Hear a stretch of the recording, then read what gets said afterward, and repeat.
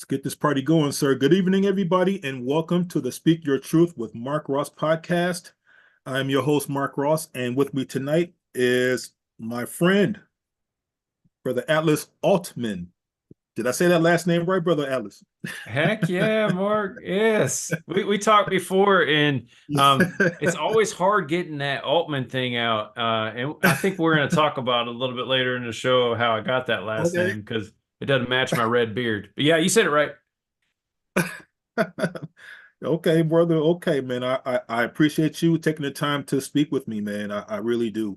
Uh, so I know that you got a lot to discuss, man. So uh before we get started, just tell everybody who you are, what you're all about, man, so we can just lay the context down. Yeah, man. So first and foremost, I'm a believer in God and Amen. family man, and I love our country. So that's Yeah, how I was raised. I feel pretty blessed to be raised like that.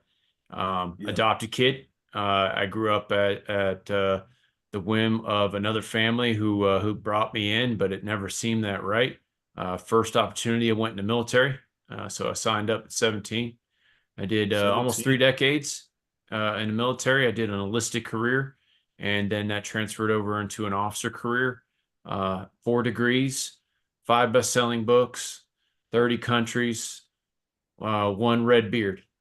But no, I live in Phoenix now. I got I'd like to dabble in 6 kids right now, lives. I have 7 total. One's 27. He's got his own thing going on up in Maryland. Um, but yeah, I got a significant other. We do life together, try to have as much fun as we can, and do life one day at a time, as they say. Like I told you earlier, man. Hey, one day at a time. That's all I can do. That's all I'm gonna give it. Yeah. I'm not gonna stress myself out with nothing else. So you mentioned your upbringing a little bit, Atlas. Let's talk about that for a second. Yeah. You said that you were adopted. Yeah. How was that experience being an adopted kid, and what type of impact did that have on you as an adult, in your view of the world?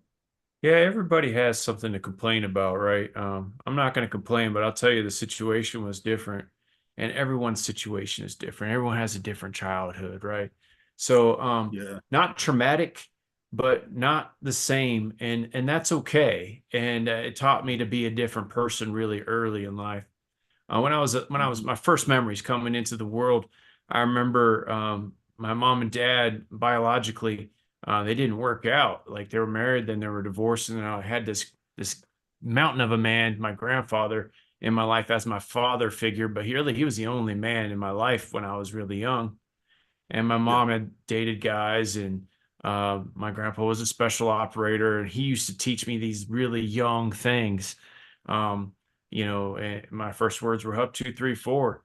And my mom met a soldier, and this soldier took me in and started taking me on dates, and I was there when he asked my mom to marry him, and I took his last name at 5, and we swooped away, nice, right?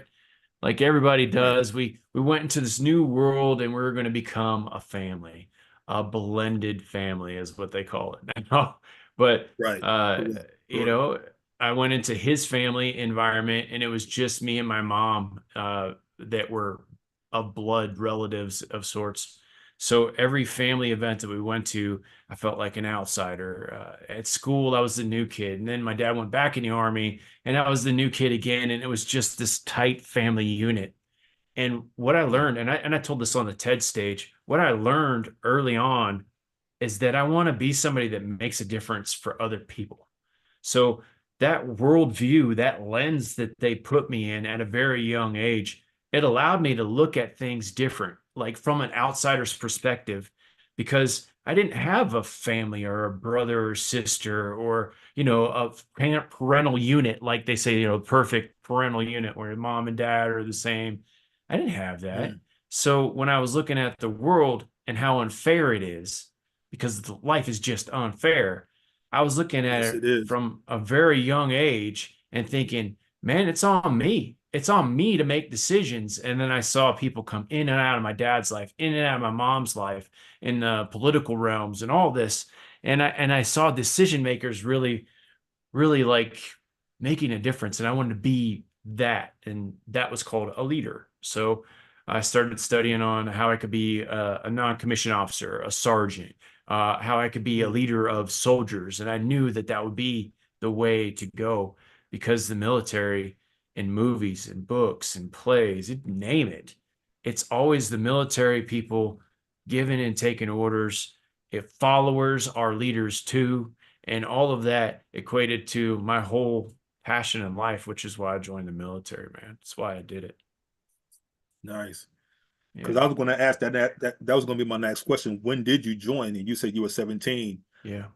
How was that experience? What branch did you serve in, first of all? Yeah. So I was in the Air Force, and that was a big, I really made my mom mad. We'll probably go into that. But I really angered her because my whole life she had brought me up in this army environment. And she told me I was Mm, an army brat because she was an army child. You know, my grandpa was in the oh, special ops going to and from everywhere. And then got my it. dad was in the special operations community there at the fort where they met.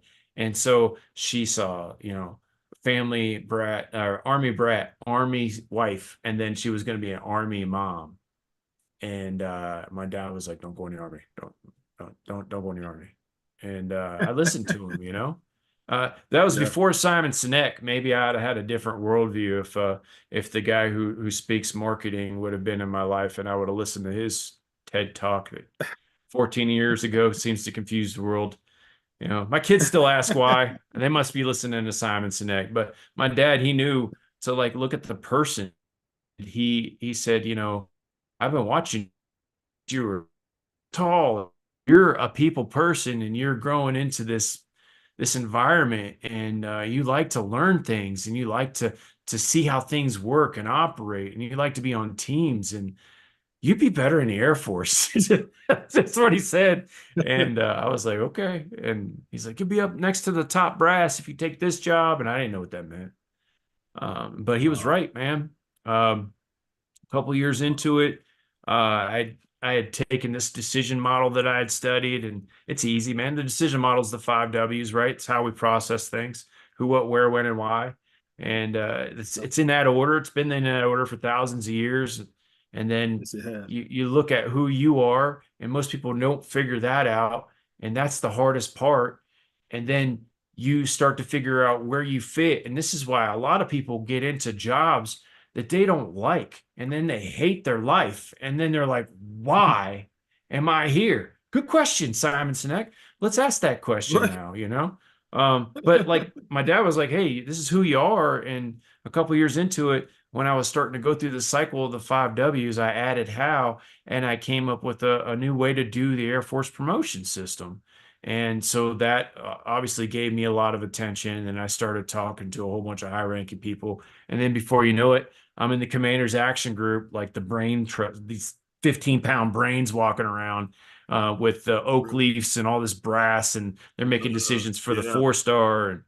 And I must have done good there too, because they gave me a commissioning package, and I got out of that and went to school and got my education at West Virginia University. And um, Nice. yeah, it's a whole thing, man. It was a whole thing. And the way I like to describe it to people is stress levels. So a lot of people, when they look at their life, they don't realize it's just a series of stressful events that they're going to either go through or they're going to try to avoid, and they're still going to go through them. So Mm, whenever you start looking at the stress as a good thing, then you could start to stress yourself instead of having other people stress you out. And at yeah. an early age, I Yeah. wasn't going to parties. I wasn't, going out and getting drunk. I wasn't spending my money on frivolous things. I was saving it. I was looking for ways to advance myself and educate myself and make myself better, because this is the only thing in my life that ain't changing, right? And so I had these Hmm. big brains around me influencing me, Hmm. and they were like, this is how you should be. And really, that was my first deployment. I went on a deployment that was the tail end of what you experienced, where Saddam was still lobbing scuds at Mm. us. and I Uh, was stationed yeah. with TACPs and Marines. And Saddam was trying to tell us he did not want us there on the border of Kuwait, and we were Right. just getting rocked every day. Mm, And I got to experience a little bit of that aftermath, which is nothing like what it was whenever you were there. Nothing at all. Um, and then nothing like what was going to happen in my future is just those steps. And that was one of the stresses that I looked for. And I thought, if I don't go now, who knows if I'm ever going to go be part of something bigger than myself, right? Which, yeah. as a man, I think we all have that calling, right? Yes, sir. Yes, sir. I know you mentioned going special ops. When did you, in your military career, decide to say, let me take this shit a step further? Yeah. You know what I'm saying? I'm gonna go hardcore. Yeah. So when did you decide to do that? And Yeah. talk about that experience because I'm sure you've seen and done a lot of stuff, man. Yeah.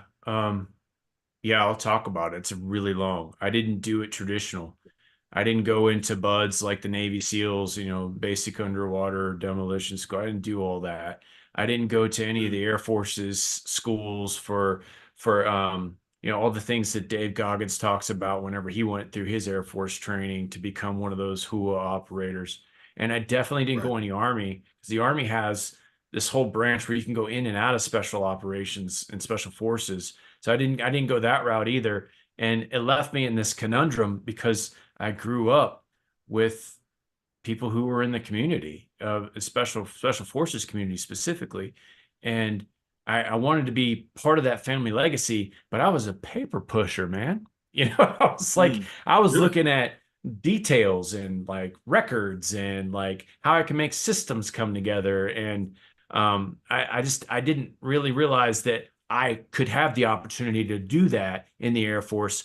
So in my first couple of years, I didn't look at that. And then I deployed and I was out there with a bunch of TACPs, the tactical air control partiers, the people that paint targets whenever something's coming overhead. If you need Mm, close air support or okay. if you're going to take something out, they go in Okay. undercover. They're a special operations unit that I they make everything fun, man. That's when I was Yeah. out there Yeah. deployed with them and we were just Yeah. getting rocked and things were, the first time I ever thought I was going to die. And we were just having a Yeah. blast, man. We were just having a blast. It was like a party. It was just Right. weird.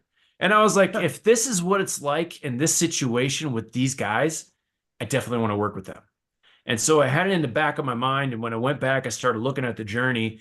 And the only way for me to really do that at the time was either to cross train and try to become that element or become an Right. officer and then look at the elements that I could be in that faction. And in special operations, I wasn't an operator. I was a cyber. So what do they call us, man? They changed it. There was only like 20 of us when I got out of the Air Force there. Mm, But mm, cyber warfare operations. I don't know what they called it, but I got this operations badge when I was a captain, and then they opened up the doors to other things. And I could either be a tactical guy or I could be a cyber like guy that works in buildings. And I was like, I definitely like being outside. I definitely like yeah. being with the warfighter. I want to go this Yeah. way. And they were like, okay, well, you're gonna have to get your parachute wings. You're gonna have to go to these Yeah. schools. And I'm like, Mm, cool. mm, So I'm like, let's do mm, that. So I got into that element. The entry to that is what we call the mob, and it's the fifth combat comm group for my MOS, my specialty in the military. And right. so I went there and I deployed and I went out to some crazy mission that had me carrying suits, like business suits, and then all of the tactical gear. And I started doing this on my own job where I had to find somebody to come with me. And these people did not want to come with me because it was really hot and heavy in Iraq at the time and people didn't want to go downtown. Yeah. And that's where I did Oh all yeah. my business. So I started Mm, getting a taste of who would go with me, and it was always the special operations guys. They were like, "Yeah, I'll come with you." And yeah. then the people that I thought would come with me, they said no. And then I started going down this journey even further. And my last command from Charleston Air Force Base, the guy that was above me, the commander above me, he was going to Joint Special Operations Command. and I had just applied to go to Joint Special Operations Commands to be one of the directors, and they didn't Mm. pick me up. So I was like, "Hey man, I'm trying." He's like, "Well, apply again, just don't give up." And he was right. I got picked up a third time, and I went out to JSOC and I started doing innovation and technology. And I got named one of the top 40 under 40 in technology and innovation for my work with some things that we were doing with war fighters and elite operators to make them more elite. And then that got recognized. I got recognized by some people that were downrange with their 75th Ranger Regiment in Afghanistan. And then I got a call from the commanding general of the Joint Task Force of Special Operations in Afghanistan. They said, "Hey, we want you to come down here and be a director." And it was like, God had just answered my prayers, man. It was just like, God had just answered my prayers. And my Nice. wife at the time was like, "No, don't do it. You're going to go die." And I'm like, this is not an opportunity I'm going to ever get again. I'm doing it. And so I went down there and we started moving the ball really fast. And I talk about that on my TED stage. But that journey, man, it took me 22 years to actually be in special operations, the community, not just working with people, not just saying, "Hey, I worked with somebody," or I gave somebody equipment, or, I took their, no, I was there. I went out to see them. I went out to see SEALs. I went out to see, the Green Berets. I went out to see all of the Air Force elements. I got battlefield rotations, and then I got to ask the operators what they wanted. And because of all the experience that I had, I was the only one that ever did that. And they were very appreciative that whenever they got off of the target, whenever they got off of the X, whenever they got off a mission, I was there to take notes and see how I could make it better for them next time, and really fold into the team. And that directorship, it was cool because I got to work with all of them, every Mm. special operator.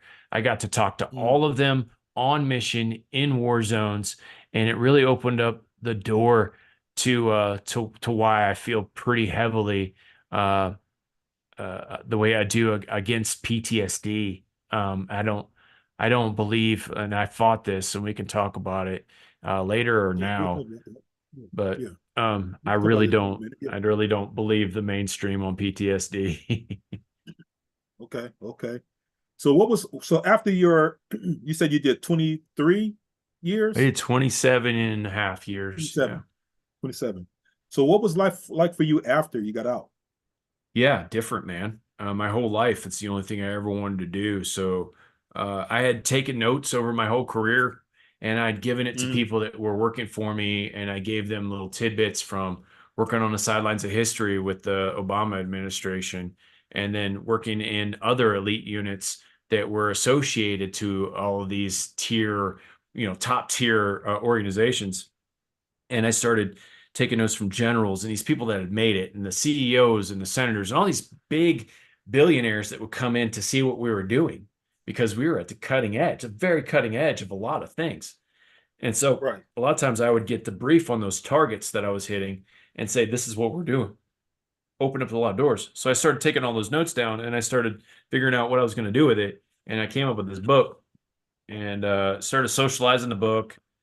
A couple of my friends knew some editors, and it got pushed out to a couple publishing houses, one of them being a Harvard Business Review. And I started talking to Harvard Business Review, and Dave Goggins got on one of his short, YouTube things, and he goes, "Don't let anybody publish your book." And I'm like, "Okay, this is gonna be interesting." So now I'm engaged, and Too so late. he's like, "If they publish your book, they own you. They're gonna tell you what you can and cannot say. They're gonna control you." And I'm like, "Ooh, I don't like that, because I'm a big part of the pirate. I'm gonna do what I need to with my message, because it's my message that I was given to give to everyone else, right?" So I was like, Right. "Oh," and I typed up a note to Harvard Business Review. I'm like, "Hey, thank you for the opportunity to talk to you. I'm gonna need my book back."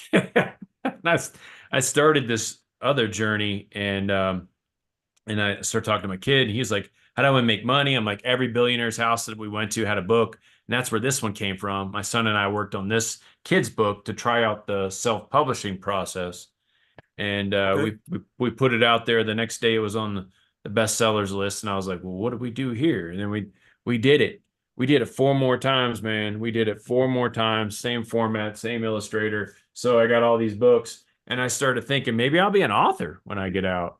And Yeah. that turned into this book being launched right after I got out, which what do you do, man? Like, okay, so some of your listeners are like, I have a message that the world needs to hear. How do I get it out? Right. And 10 years ago, I would have said, write a book because everyone was reading books.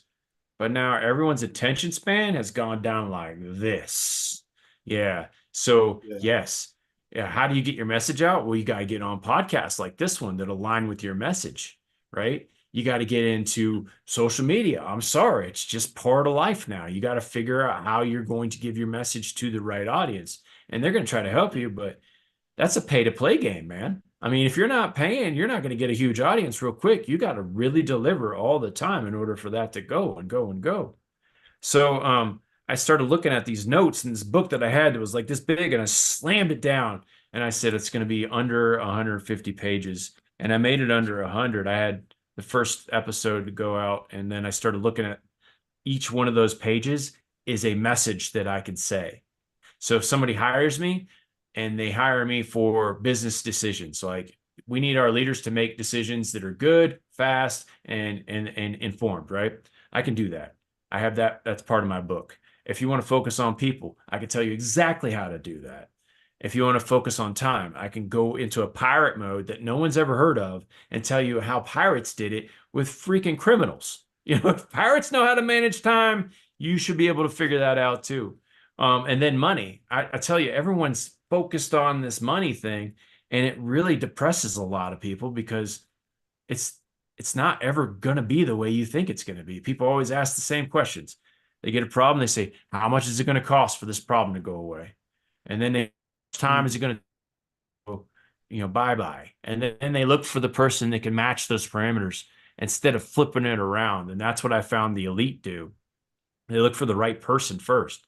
And then they ask that guy or girl, how much time is this going to take? And they go, well, I could probably do it about this much time. Way shorter than you probably expected, by the way.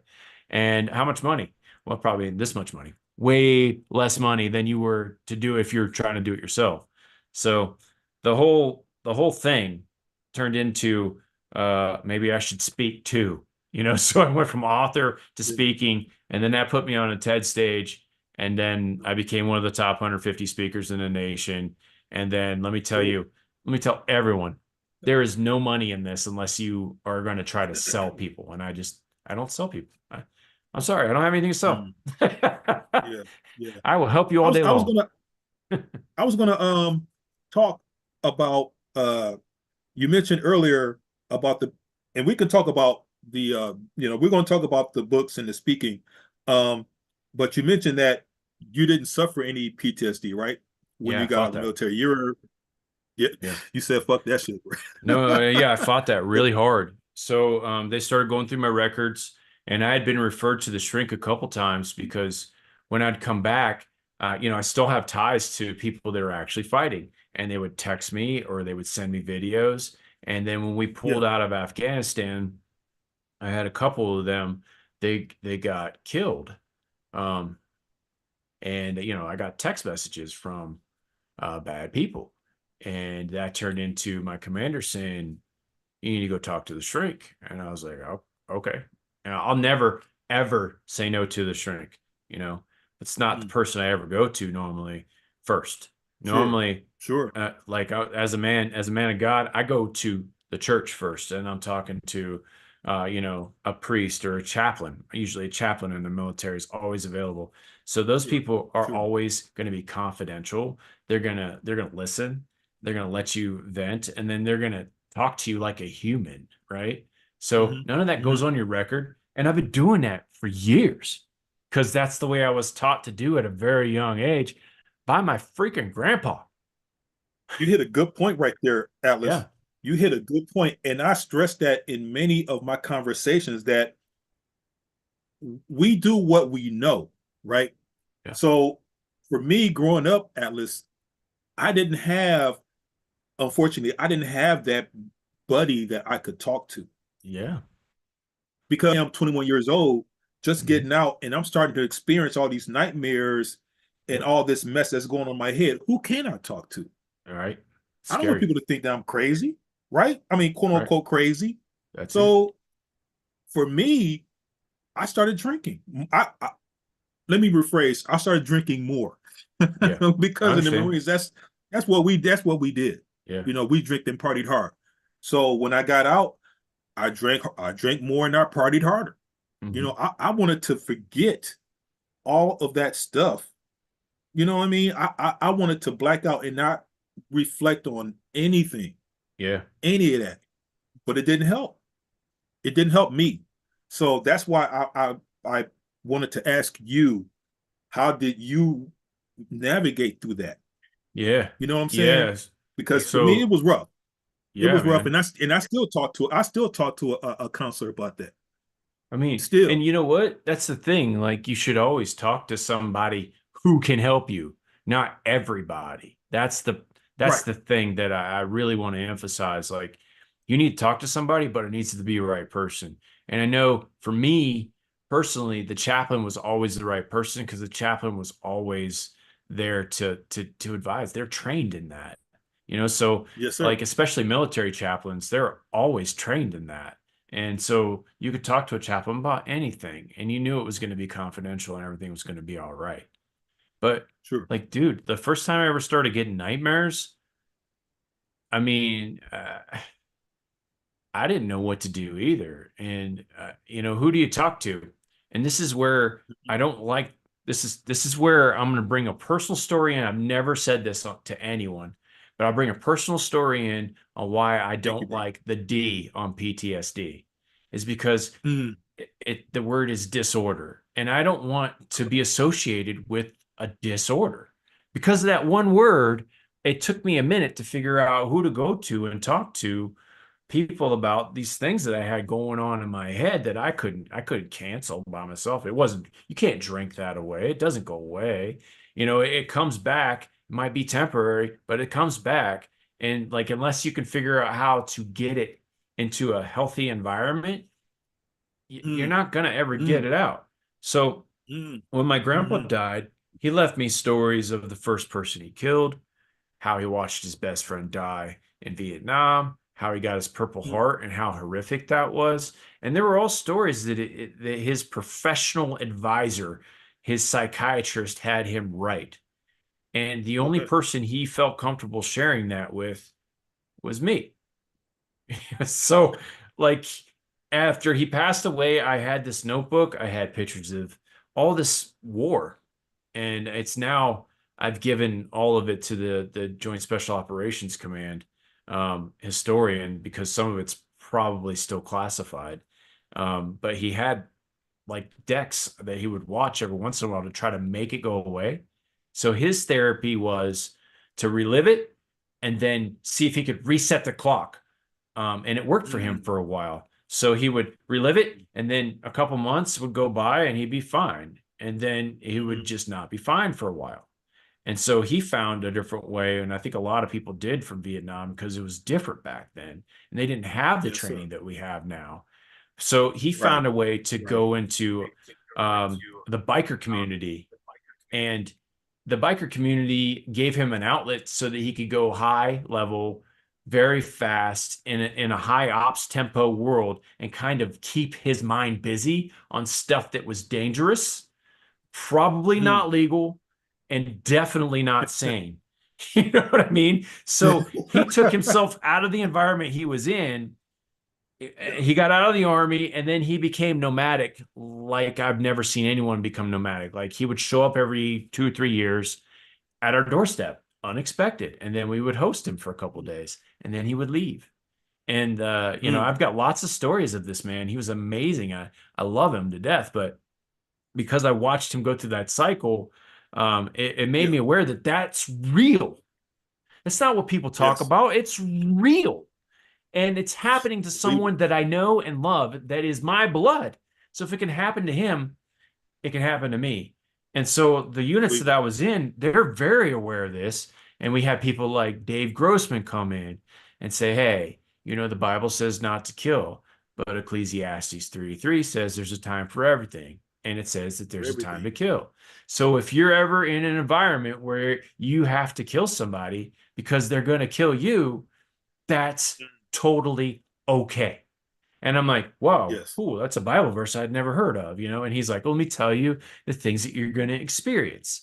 And then those things happened to me, you know? And I was like, oh, I'm experiencing this. But I had the education to where I could handle the situation a lot better than I think Vietnam, than I think World War II, than I think World War I, than any other battle or war in history. You know, shell shock. It's Yeah. Iron Heart. It's Yeah. not something Yeah. new. It's just the way No. we're approaching it is new. And I think we need to change the name again. I think we need to get rid of the D. I think it's I post-traumatic understand. stress. I understand. And one thing Stress. that we have to do too, Brother Alice, we have to give ourselves grace. Hmm. You understand what I'm saying? We Hmm. have to give ourselves that space to say, you know what? It's okay. Yeah. We had to do what we had to do. Yes. It like you said, it was either his or mine. Yeah. And I plan on going home tonight. So I got to take him out. So Yeah. we have to learn to give ourselves grace, man. Yeah. So I had a problem with that. Um, right. So here's my specific story. When people they see me or they have worked for me, they know me in that specific light. So they've seen me as the tech guy, you know, or Mm, the communications guy who brings a radio. You know, they don't see me as a guy that actually has to pull a trigger every once in a while. They don't see me as a guy that would have to do that. They don't understand that whole environment because they never put themselves in it. And mm, and there's a whole space for that. But if you're gonna put yourself in that space, be prepared. Be prepared for what's gonna come with that. And a lot of people don't realize there's a bill to pay mentally with being a man and being answerable to things that are horrific and the things that you have to experience. And I've never had to pull the trigger, thank God. But whenever I'm in a mm, helicopter mm. with Marines and we get fired upon, I'm trusting the Mm. rifleman to take care of business. And Yeah. every time the Marines took care of business, never had to because they had big guns. I got a little one. So the big guns answered the call and then we were out of the space. End of story. When I was with the Army and we were doing convoys on Route Irish, every time we get fired upon, I had this little hole that it makes no sense for me to shoot through when they have somebody on top taking care of the situation. I'm not going to shoot through the hole. I don't need to shoot. There's no reason for me to shoot. Oh, But I watched right, some right. things happen and unfold Save your that bullets. yes, that people should never experience. Whenever you're part of that situation, that's a different situation. You're going to have to give yourself grace because you were answering a call. The call that you answered is so that other people don't have to experience that. And it's only because you can handle it that you experienced it. And until you figure that out, you're never gonna be as strong. You're not strong enough to take care of this by yourself, man. It just isn't like that. And Yes, yeah, sir. I mean, I'm totally a fan of giving yourself grace. Got to, brother. You got to. Uh, you mentioned working in the Obama administration. During that time, what did you do there, and what was how was that experience? Yeah, that was crazy. So I went out of it was crazy, man. I had a transformative period there because I was in a tactical unit and I had just become a combatives instructor. And in college I was a bouncer, so I don't mind to fight at all. I'll get in a fight every day. Okay. I don't, that is not something I'll shy away from. And then I went into the Yeah. White House, and the first thing they did was they sent me to the academy, and that's where they teach you how to be a professional, someone who represents America correctly. And they said, there is no fighting, this is the first, if somebody might hit you. And I was like, come on, man, we're in politics. Nobody's going to hit me, come on. All right, whatever. And they're like, if you hit anyone, if you get into a fight, you're out of the agency. And I'm like, man, I worked hard to get here. It's like a couple years process. They do a whole interview where they fly you out, and it takes days and like years to figure out if you can even work there. They look in your finances and all of that because they don't want you to be a discredit upon the office of the President of the United States. Right. So the first time I ever go overseas, and we're at the event, and it's game day, and that's when the president shows up. So for the first 2 years that I was in the agency, I used to advance the president, meaning I would go in advance of the president, and then I would set up the White House for him so that whenever he showed up, he could do all the things he needed to do as the president of the United States. So he could make phone calls, he could use the computer, he could talk to people, he'd have meetings. And, we would all set this up. And I was part of the team that made sure that he could talk to anyone in the world at any time by any means necessary. It was fantastic. And they do a lot of other things, but that was my part. So the first event they gave me, these guys from Indonesia come in, and they stopped me and they said, "Hey, you can't bring in, this communications device." It was a phone. I was like, "Well, I'm bringing this phone in." They're like, "No, you're not." I said, "No, it's definitely coming in. It's coming in. So what do you need from me?" And this guy starts getting mad at me because he thinks I'm Secret Service. I'm in a suit. I got Oh, the little button. I'm carrying a device. right. He's like, "You're Right. not bringing in your weapon." And I'm like, it's not a weapon. Look, it's a phone." He's like, "I'm sure it's a phone. It's not a phone." So he's getting mad at me, and I'm getting agitated. He's Right. like, "Well, if you get a diplomatic note, I'll let it in." So I called my State Department contact. They got me a diplomatic note. Those take a long time, like weeks. And I Really. got it in like a couple hours. Really. So I gave it to him, made him mad. And he's like, "Come with me." So now I'm following this guy. He's dressed in all black. Looks like he's wearing pajamas, right? And he brings me into a room. And I'm realizing this is a pajama party I don't want to be a part of. These guys are about to jump me. So I put my hands up. This is what I train people to do. I mean, I just got this training. So I put my hands Right. up so that I can defend myself. And this guy turns around, starts cussing at me. And I say, "Hey, man, I don't want any problems." And he clocks me in the face. He clocks me, but I have my hands up. So he clocks me. He comes around me in the jaw. I was like, "Look, Really. I said, you just hit a diplomat of the United States, man." Pass. I was like, "This is not good." So I grabbed my little device, got out of there, and I went to my room. And yeah, I got What? the call. The people that were in charge of the trip, the political advisors, they're like, "Hey, I heard you just got hit." I'm like, "I did." And this is the first time, Mark, this is the first time I've ever gotten hit where I can't be violent. I can't answer it with Right. violence. I just came out of Right. an environment. They're like, "Hey, man, if you ever get hit, you know what to do." And I'm like, Yeah. I just got hit and I couldn't do anything about it. So the people came, and this is a traumatic event for me because I've never been able Yeah. to process anything like that. So I immediately Yeah. go question, and they're Yeah. like, "Hey, what happened?" I'm like, "I don't want to talk about it." So I go through the range of emotions. I get angry. I say it didn't happen, and then I squirted one out of my eyes, and the military aide was a SEAL, and I'm looking at his trident, and he's like, "Whatever," and he just leaves because he's disgusted that I wouldn't be, the guy I guess he wanted me to be.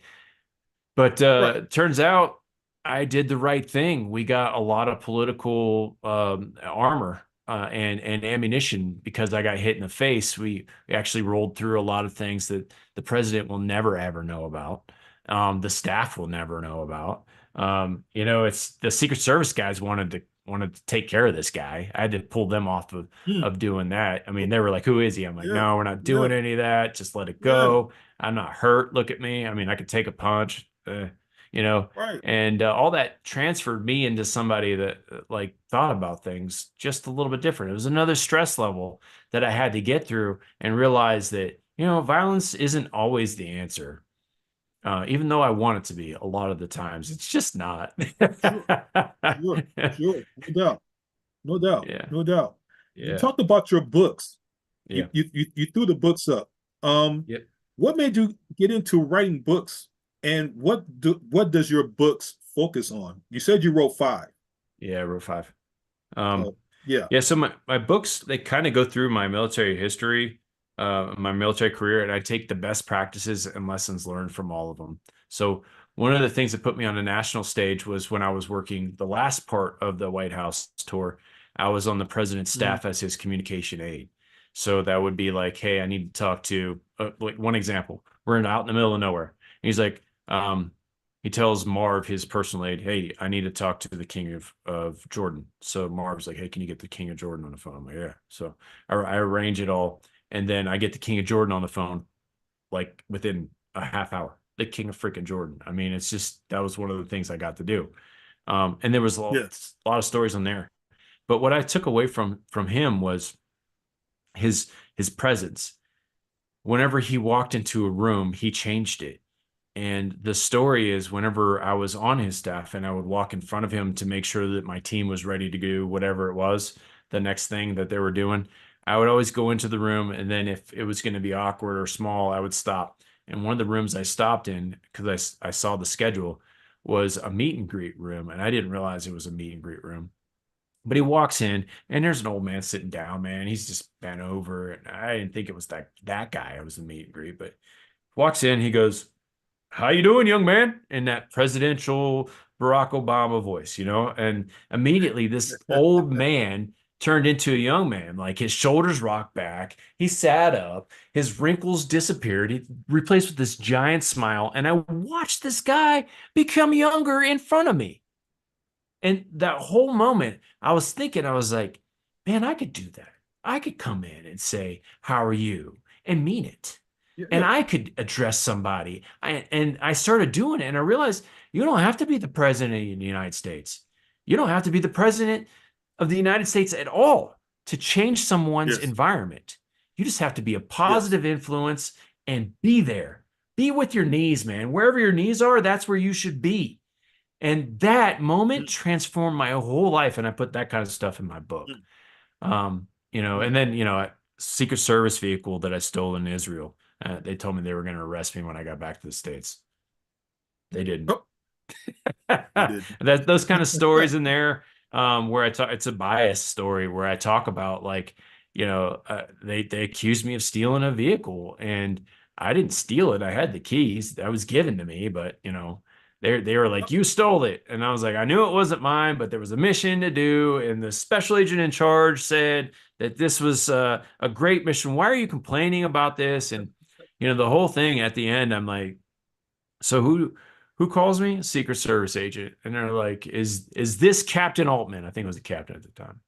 It might have been a major. And I was like, yeah, it's me. And I thought my team was messing with me. They're like, we're gonna arrest you when you hit some American soil. I'm like, oh, I can't wait. And I was really a Secret Service agent. They were like, why are you so jovial about this? This is no joke. And I'm like, all right, whatever. And then my boss called me and he's like, hey, I'm from DC. He's like, what happened? I heard you stole a car. I'm like, I didn't steal a car, but yeah, whatever. And at the end of the story, I'm like, what sex do you think that Secret Service agent was? Male. Yeah, it's female. It was a female. Everyone immediately Female. assumes that it's a male. And so I talk about biases and I use that story traditionally because it's entertaining, but also it gets people into this only a male would be mad. No, man, females get mad too. Must get mad too. Hell yeah. Heck yeah. Believe that. Heck yeah. Yep. Hey, in your bio, you talked about the leadership master classes, and you refer to them as KITS, KITS. Mhm. What is that, Yeah. and So in how the helpful are military, they to those that you help? yeah. In the Go ahead. military, we get issued kit and it's dependent on the location that we're going to go to. And what happens is whenever you hire a leadership development firm or a company to come out and do leadership development, they do the same Mhm. one size fits all leadership crap. And I've been a party to that, man. And that's what started the whole book, actually. I started with, it was, I don't know, I probably shouldn't say the name, but it's someone who's very prevalent. And they developed this leadership development course for executives. And they came out and gave me some basic stuff. And then I'm looking around and these other executives that were in the room and they're just shaking their head. And it's like all stuff that we learned years ago because the military is a mastermind of leadership. It's all we talk about. It's like leadership, Yeah, leadership, leadership, followership. yeah. leadership, followership. And so I started looking at who develops things specific to what is needed. Nobody does that. And so I was like, oh, I'll fill that gap. And now I do that. So veteran owned businesses is what I've been doing because I get them and they understand our lingo. So when we talk, it's just an immediate, dude. You can put anybody who's been in the military in the same room, and in 10 minutes they'll be friends because it's just that's how they made us. I don't know why. It's just like, Yeah. what do you got going on? And we start teaming, and then we're like, oh, if we do this together, and then it's like, oh man, you're my best friend, let's get a drink or whatever. And so I do that a lot with veteran owned businesses. And what happens is I'll come in, I'll assess their team. My newest model is a professional mutiny. So this is a climate assessment survey in the military. It's whenever people complain and they say, I got these complaints. No one does that in corporate America. No one does that in private businesses. And when they do it in the military, no one usually does anything anyways. They're like, well, this person's sleeping with this person and that person's Mm, favoritism and all that. yeah. So I do a professional mutiny where I say, okay, what are the stupid rules that you guys have to follow? And the stupid rules turn into bitches and gripes, right? Complaints. And Yeah. so I'm like, all right, well, tell me some stuff. And they're like, well, why can't we work a 4-day week? And I'm like, have you asked anybody if you could work a 4-day week? And they're like, well, no. And I'm like, well, I'd start there, but continue. And they're like, well, a lot of people work 4-day weeks. And I'm like, yeah. In fact, there's a lot of productivity that happens on a 4-day week. Anything made in Italy is a 4-day week. Anything made in a lot of Mm, these companies where you're seeing high yeah. end, very high quality Yeah. 4-day weeks. Yeah. So yeah, there's a lot of Really? validity in what you're doing. Yeah, yeah. So who are you telling about this? And they're like, well, I just thought that that's the rules. I'm like, see, this is what I'm talking about. You guys have stupid rules that no one's ever asking who made the rule because there's a Right. reason for it. And it's probably not the reason for you right now. And that's a kit that I offer right now. So I go out there and then I take what their environment looks like. And sometimes the Mm, executives are in the room, sometimes they're not. It's better if they're not. And then I take it and I go, here, this is what your crew, because it's a pirate themed course, this is what your crew wants you to do. It's a professional mutiny. These are the stupid rules that they have to follow. Military ones for me, whenever I do a military unit, I'm like, this is my example. Putting your hands in your pocket. I'm like, you can't do that, right? And everyone's like, ah, I'm like, but I do it. I used to do it all the time. When people question me, I'd be like, well, according to the instruction, I have to be in a parade environment and in formation. And I'm not on a parade ground and I'm not in yeah. formation. So swoopity doop. And I was like, people always have answers. And if you're not willing to like test the waters and figure out where you can break those rules that are stupid but don't matter, Mm, you'll move faster and the crew will be happier and everything will be a lot better. So I do yes. professional mutiny now. It's one of the kits that I offer that see it's a lot easier. It's a 1-day course and people love it. Ooh, I'm just writing that down because I never heard of that before. Mutiny. Yeah. Professional mutiny. I've heard of Yeah. mutiny. In your bio, Atlas, you mentioned the phrase warrior mindset. Hmm. Define what that means to you. Yeah. So everyone's in a fight. Their life is a fight. They just don't realize it. Yeah. Some people like to just Yeah. sit on the couch and think they're not in a fight, and then they get beat up and complain about how their life sucks. I've seen this time and time again. And those people, they'll try to hire they'll go out and hire a Navy SEAL, right? And be like, I got a Navy SEAL and he's gonna kick my butt. Why don't you kick your own butt, man? It's like you can get Mm, off the couch, you can get into the gym, but a warrior mindset, it goes into a lot of different things. And it's how is your health? How is your body? How is your mind? How is your spirit? And here's one that no one talks about. How's your discipline health? If your boss asks you to be somewhere at 8 o'clock, you're going to be there at 8 o'clock. But if you set the alarm for sure 8 will. o'clock, you're going to hit snooze because your discipline health is far beyond where it should be. And we're allowing ourselves to have less discipline. And that's not healthy. It's not healthy for all Mm-mm. the things that I listed above because the bottom thing is how do you take care of you? And that is something that is masterful. And people don't really realize it until they have a problem. You know, when the check engine Yeah. lights comes on in their life, like the Yeah. bank account's Yeah. low. Well, how did you do that? You Nope. did it. Ain't nobody Right. else stealing your money unless they did. Then you got another somebody else you could talk to. But like, that's you. You know, oh, they look That's down, you. they can't see their feet. Oh man, how did this happen? I bet you know. I bet you know how that happened. Right. And the doctor comes up Right. and says, "Hey man, you know, I got some bad news." How did that happen? Is it something you ate? Something you didn't do? Or here's another Mm-mm. one. I just, you know, I'm addicted to porn. How are you addicted to porn? How did that happen? You did that. You know, You did that. stop that. You control your Yeah. life. No one should care more about your life than you. And when you realize that, sometimes you got a lot of mess to untangle and figure out. But it's a fight. It's a warrior mindset.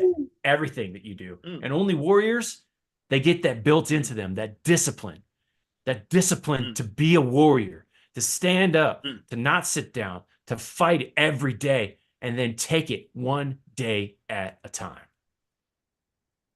And sometimes you got to cut people loose. Yep. Always. You always have to assess your crew, man. That's my whole TEDx Hey, talk. indeed, brother. So, looking back at your life, what are some lessons learned that you could share to enlighten other people, brother? Yeah. The biggest one we just talked about. The people that are around you determine who you're going to be in your life. There's been multiple ways that that's been phrased. You know, show me your friends and I'll show you your future. You are the top Mm-hmm. of the average of the top 5 people that you hang around, and your social media. I always add that because your social media is influencing you. That's why they're called social media influencers. You know, the other part is, who are you letting in your life? Because you don't have to let people in your life.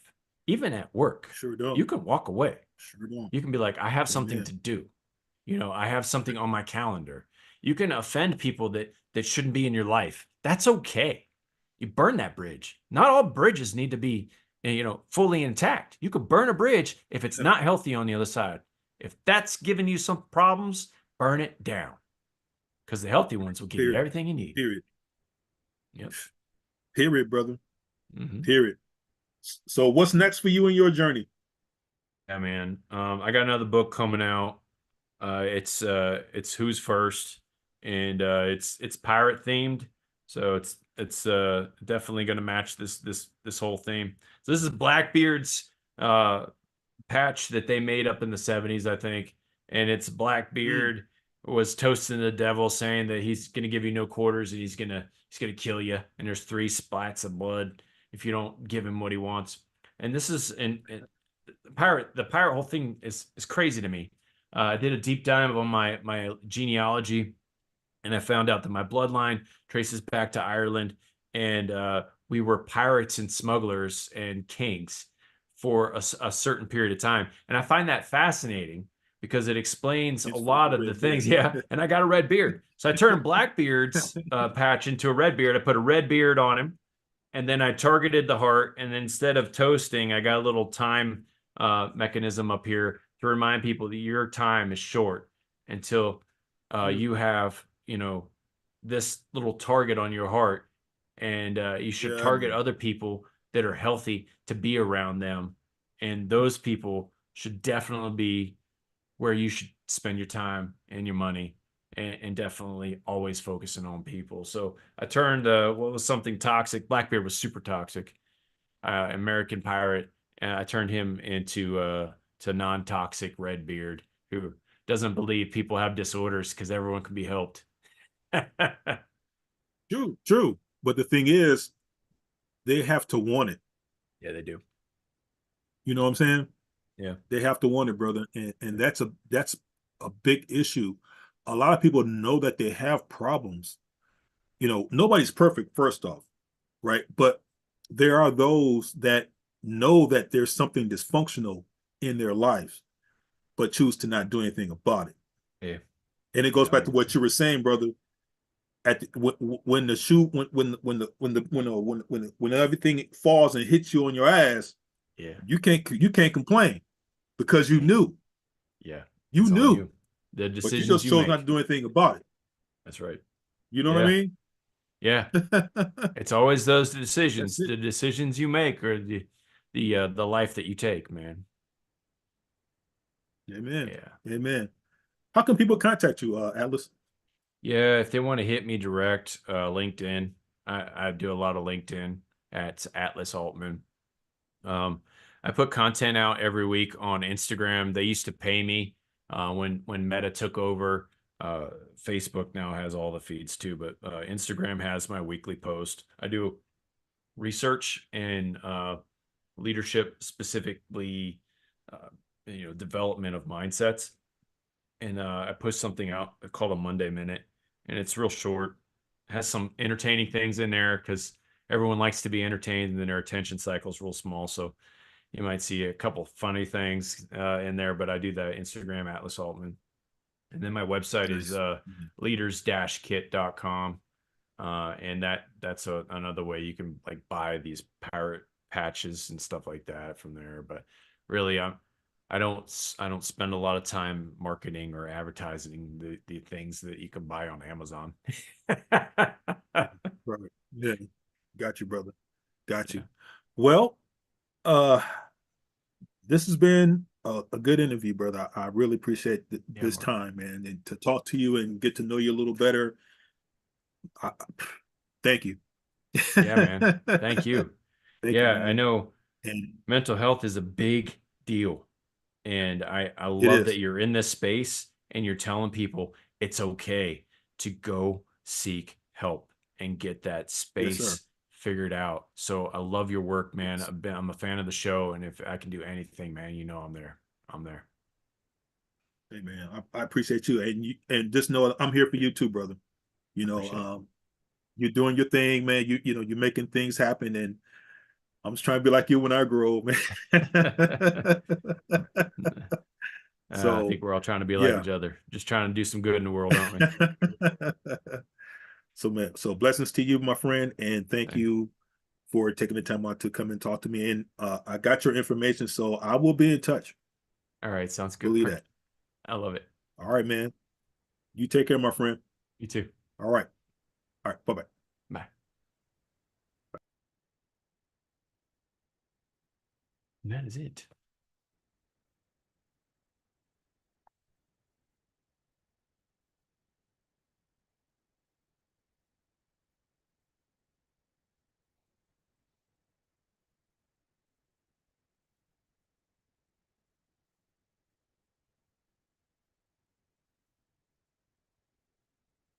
Some people want it all.